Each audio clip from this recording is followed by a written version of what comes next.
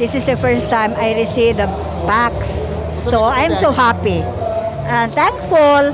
Thank you for that packs.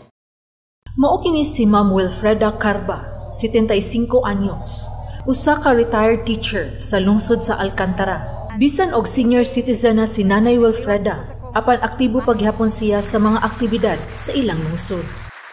Kaniadto usa siya ka head teacher ug karon siya na ang Federation President sa mga senior citizen sa ilang lungsod. Alang niya nga importante gyud nga lig-on ang resistensya o ang immune system, ilabi na nga daghan siya og mga lakaw. Matud ni Nanay Wilfreda nga kinahanglan nga ampingan gyud ang lawas ug uyon siya sa barugana ni Gobernador Gwendolyn Garcia nga prevention is better than cure.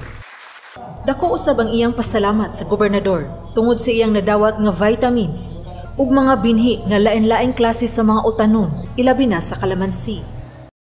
I was impressed by her, the way she talks. It makes me and I was encouraged nga labi na karon kay tungod sa pandemic na kuan kay ko nga tinuod baya kay magpabaya ta di na lang ta mo lihok. So musamot nga wa na lang yun. So na-inspired kay ko. So I am so thankful for her. Gawas ni Nanay Wilfreda, duna usab gipang-apod-apod nga lemoncito seedlings alang kanila nga senior citizens. Ug apil na ang mga kahimanan alang sa mga persons with disability o gitawag nga assistive devices ni adtong Huwebes, Marso 18 ato sa paghatod og caravan of provincial government services alang sa tibok Septimo Distrito.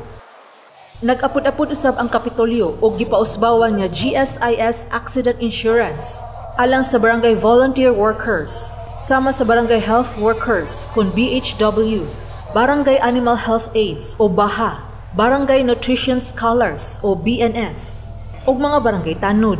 Apil na usab ang ubang mga opisyales sa barangay. So munay atong gihimo sa tanan nga mga distrito aron masayod ang tanan nga kami sa Cebu Provincial Government magpadayon gayud sa pag-alagad sa tibuok probinsya. Dili mugamit sa rason nga naay pandemya manago na lang mi sa among mga balay. Dako kay namong pagpasalamat sa nang iyahang gihatag niya namo nga kaayuhan sa alang sa among maayong paglawas. Ang mga mayores sa Septimo Distrito ug mga vice mayor ug mga konsihal sa kalungsuran nakadawat usab og GSIS Group Accident Insurance. Kay karong tuiga, giapil na gayud sila ni Gobernador Garcia nga hatagan og GSIS Insurance. Uban sa taho ni John Fredson Granada, kini si Sheila Gravines, balita sa Sugbo.